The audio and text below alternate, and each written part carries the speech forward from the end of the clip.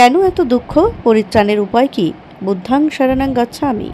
চারদিকে শুধু দুঃখ আর দুঃখ, রোগ ব্যাধি, মৃত্যু, হিংসা, কোনো শান্তি নেই। অথচ এই পৃথিবী সর্বোপরি সমগ্র প্রাণীর উন্নতি বা দুঃখ শোক জয় করার জন্য চাই শান্তি। কিন্তু কিভাবে মানুষ এই দুঃখ কষ্ট শোক তাপ থেকে মুক্তি পাবে, সেই সবের উত্তর বা দর্শন দিয়ে গিয়েছেন গৌতম বুদ্ধ। কেন এত দুঃখ? গৌতম বুদ্ধ বলেছেন, দুঃখের কারণ কামনা বাসনা, জ্ঞানহীনতা বা অবিদ্যা এবং অতিরিক্ত আসক্তি। গৌতম বুদ্ধ আমাদের সামনে পঞ্চশীল এবং অষ্টাঙ্গিক মার্গের দর্শন দিয়ে গিয়েছেন। গৌতম বুদ্ধ বলেছেন, সঠিক চিন্তা, সঠিক কথা, সঠিক কাজ, সঠিক জীবিকা, সঠিক প্রচেষ্টা, সঠিক মনোযোগ এবং সবশেষে সঠিক সমাধিতে পৌঁছাতে হবে। আজকের দিনে পৃথিবীতে আরও বেশি বেশি করে জরুরি হয়ে পড়ছে গৌতম বুদ্ধের এইসব বিজ্ঞান ভিত্তিক দর্শন। এবার 12ই মে বুদ্ধ পূর্ণিমা, অর্থাৎ বৈশাখী পূর্ণিমা। এটি বৌদ্ধ ধর্মাবলম্বীদের একটি পবিত্র উৎসব। এই পূর্ণিমা তিথিতে মহামানব তথা কালজয়ী যুগপুরুষ গৌতম বুদ্ধের জন্মদিন।